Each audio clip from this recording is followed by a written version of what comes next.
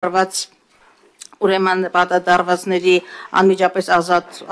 արձակման, ապօրինի կալանավորումների մասին եւ այդ տեքստում կարծեմ երկրորդ հոդվածում այսպիսի կարևոր հաստատում կար, ընդ որում Եվրամիության բանաձևերում դա 4-րդ անգամ էր էթնիկ զտում, ուրեմն գնահատականը կար, այնիշ տեղեր ունեցել Արցախում Ադրբեջանի կողմից իրականացված էթնիկ զտում էր, որին հաջորդել էին ուրեմն այս կալանավորումները։ Ես շարունակ լսում եմ հնարավոր տեքստի հնարավոր, այսպես ինչ որ հնարավոր է, որ դուք արտահայտում եք, երբեք ես չլսեցի որևէ խոսք բռնի տեղահանության մասին եւ արցախահայության վերադարձի մասին։ Արդյոք այս վարքագիծը չի նշանակում, որ Հայաստանի Հանրապետության ձեռքով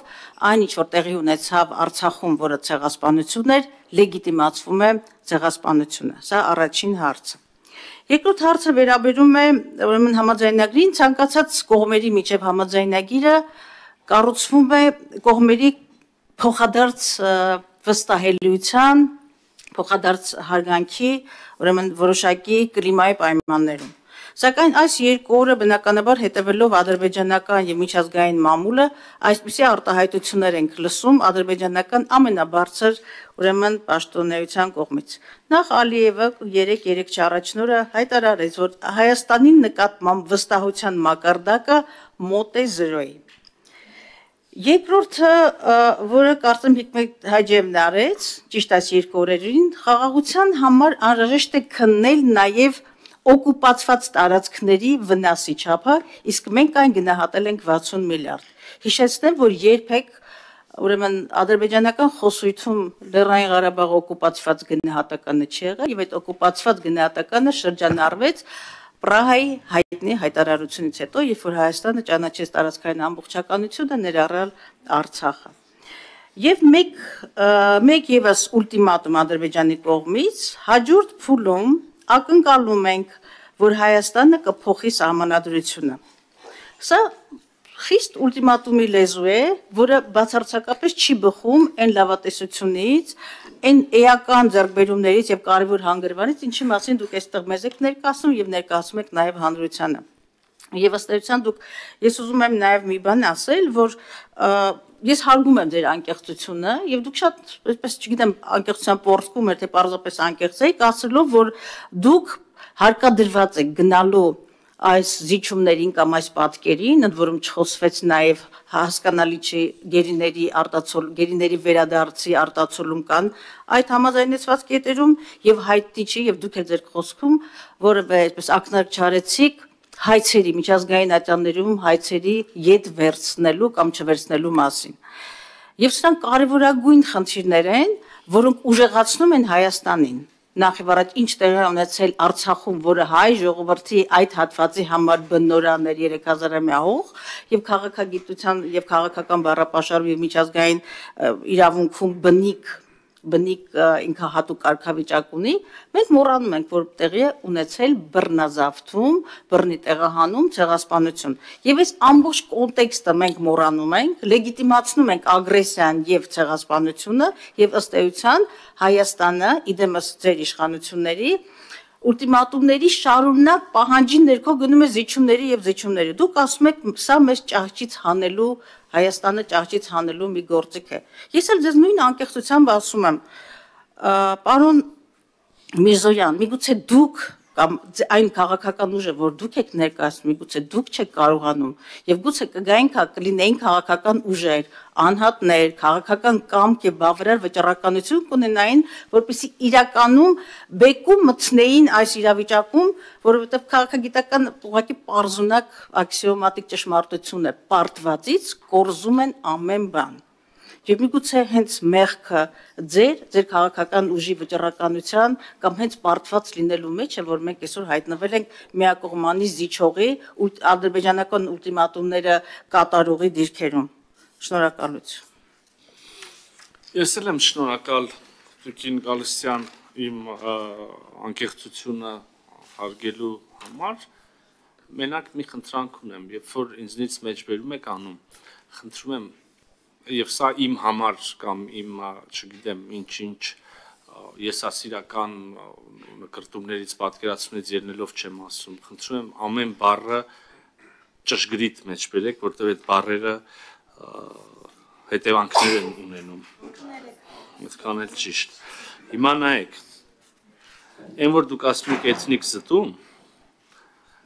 այդ կարող ձեզնից առաջ մենք ենք ասել, դիլա թվերով, ամսաթվերով նայեք։ Մենք վաղուց ֆիքսել ենք, որ բոլորս, այդ թվում եւ ԱԳՆ պաշտոնական հայտարարություններում, որ Լեռնային Ղարաբաղի ժողովրդի համար ստեղծվել են այնպիսի պայմաններ, որ նրանց ֆիզիկական անվտանգ գոյությունը հնարավոր չի եղել եւ տեղի է ունեցել բռնի տեղահանություն էլ ոնց ասենք հիմա ամեն օր ինչքան շշուտական կնենք այնքան ավելի հայրենասեր կդառնանք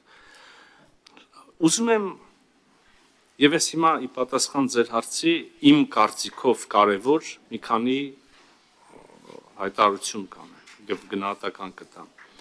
ուզում եմ շատ ուղիղ ասել որ ես այս պահին Լեռնային Ղարաբաղի հայերի իրենց բնորան, իրենց տներ վերադառնալու եւ անվտանգ ապրելու պայմաններ չեմ տեսնում։ Եվ անկեղծ ասած, չեմ տեսնում նաեւ Ադրբեջանի կողմից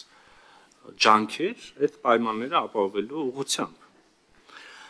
Դուք ասեցիք երբեք օկուպացված բառը Ղարաբաղի մասին չի օգտագործվել, Ղարաբաղի մասին օկուպացված բառը սկսել է օգտագործվել Պրահայի հոկտեմբերի 6-ի հայտարարությունից հետո։ Հիմա ես պիտի շնորհակալություն տամ ձեզ, հայտնեմ ձեզ հնարավորությունը տալու համար, ուրեմն մոռացել եք, որ Ադրբեջանը 30 տարի ասում է բոլոր հնարավոր հարթակներում, որ իրենց տարածքների 20%-ը օկուպացված է։ Մոռացել եք, որ օկուպացված բառը տեղ է գտել նաև բանակցային փաստաթղթերում այն շրջանում, երբ որ ձեր սիրած առաջնորդները կամ ձեր քաղաքական ուժը մասնակցություն ա եղել է իշխանության ղեկին։ Մոռացել եք, որ այդ շրջանի ձեր արտգործնախարար Վարդան Օսկանյանը ստիպված էր հայ հանրությանը բացատրել, որ օկուպայտը Զուքանի վրա գրած ինքնաթիռներում նշանակում է զբաղեցրած, այդքանը չի նշանակում օկուպացված։ Հենց որ առաջարկում եմ կրկին ու կրկին առանց հոգնելու մեզ հետևող Հայաստանի Հանրապետության քաղաքացիներին թյուրիմացության մեջ չգցել եւ ներկայացնել ամբողջ եւ իրական ճշմարտությունը։ Ինչ վերաբերում է Ադրբեջանի կողմից հնչեցվող հավելյալ պահանջներին, սահմանադրություն եւ այլն։ Ձեր գործընկերներն էլ ձեզնից առաջ այդ հարցին անդրադարձան։ Ես էլ նշեցի, որ մենք էլ ենք այդ ամեն ինչը տեսնում, մենք էլ ենք այդ ամեն ինչը լսում, մենք էլ համաձայն չենք այդ պահանջների հետ, մենք էլ հակընդդեմ կամ զուգահեռ խնդիրներն ենք տեսնում իրենց մոտ, սկսած հռետորաբանությունից, վերջացրած սահմանադրությունով, իրենց սահմանադրությունով։ Բայց կրկին հարցը եւ ինչ անում Հայաստանը այդ տեսնելով։ Ասում է, դե որ դուք էս ասեցիք, մենք էլ էս կասենք, նրանք էլ էս կասեն, նրանք էլ են կասեն, վերջ վեզենքերը վերցեցին, գնացինք, ու էլի թող, չգիտեմ, մի 5000 երիտասարդ ծողվի, հետո կտենանք ինչ։ Անկեղծ որ ասեմ, Տիկին Գալստյան, ես հիմա ուզում եմ կիսվել ձեր տեսած հետոյի իմ ընկալմամբ։ Դուք կարող եք համաձայնվել կամ չհամաձայնվել, բայց որպես իմ ընկալման, ձեր տեսլականի իմ ընկալման, ես որպես ապացույց կարող եմ հիշատակել ձեր թղթերից մեկը։ Օրինակ, ես կարծում եմ, որ ձեր տեսլականը այդ հետոյին է, որ մենք կսրենք, մենք կկռվենք, հետո մենք չենք ունենա անկախ Հայաստանի Հանրապետություն։ Գուցե շատերին թվա սա չափազանցություն եւ չափազանց վատ մեղադրանք քաղաքական ուժին, որտեղ քաղաքական ուժի անձնապես ձեր մասին չեմ խոսում, չեմ թիրախում, բայց ես ուզում եմ հիշեցնել հայ հեղափոխական դաշնակցության շրջաբերականը։ Հիմա թիվն ու ամսաթիվը չեմ հիշի, համաձայն որի դուք 004 Մինչև այդ 3 հատ էր եղել։ Հետաքրքիր է, խնդրում եմ 001, 002, 003-ներ բացահայտեք, արդեն մեծ կասկածներ ունեիք։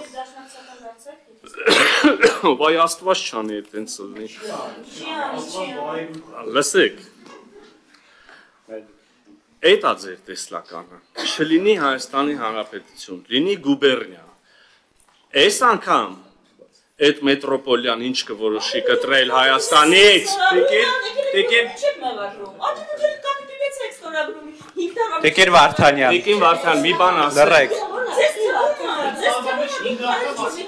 Տիկին Վարդանյան։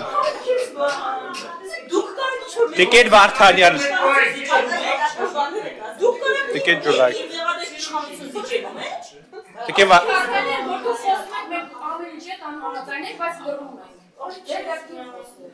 Բայց ես, քանի որ Տիկին Վարդանյանն այսպիսի աժոտաժ առաջացրեց եւ իրեն իրավունք վերապահեց ինձ ընդհատել, Տիկին Վարդանյան, ես ուզում եմ հանրային ասել, ձեզ չեմ մեղադրում, անձամբ ձեզ, ոչ մի բանի մեջ չեմ մեղադրում, որովհետեւ դուք անկեղծորեն հավատում եք, որ դուք ճիշտ եք։ Ճիշտ է, դա սխալ է, բայց ինձ թվում է դուք մտածում եք, որ դուք ճիշտ եք եւ դուք ձեր պորտկումները անկեղծ են։ Ցավոք սրտի ձեր այլ գործընկերների նկատմամբ չեմ կարող նույնը ասեմ։ Իրանք գիտեն, որ ճիշտը ես եմ, բայց իրանք ասում են այդ նույն նարատիվները այլ նկատառումներով։ Նենց որ դուք մտածելու բան չունեք այդ առումով։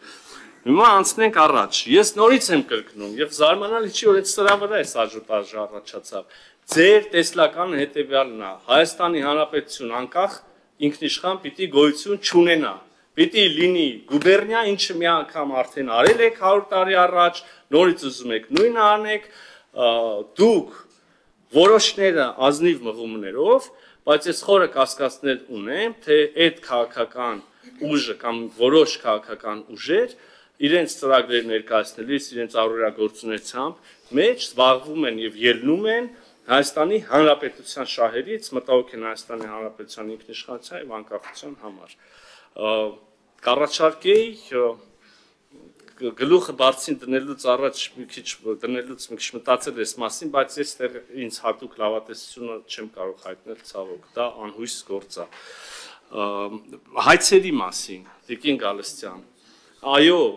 եւ սա հանրահայտ է, որ համաձայնագիրը ենթադրում է, համաձայնեցված տեքստում կա կարգավորում են մասին, որ կողմերը պարտավորվում են եւ պատրաստակամություն են հայտնում հետ քաշել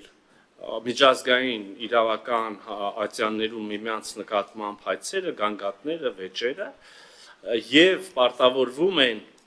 ապագայում չներկայացնել հայցեր, որոնք կվերաբերեն խնդիրների, որոնք գոյություն են ունեցել կողմերի մինչև ստորագրման պահը։ Այս համատեքստում, Տիկին Գալստյան, ես այլևս ավելորդ եմ համարում պատասխանել 60 միլիարդի կամ այլ հարցերի մասին ձեր մտահոգ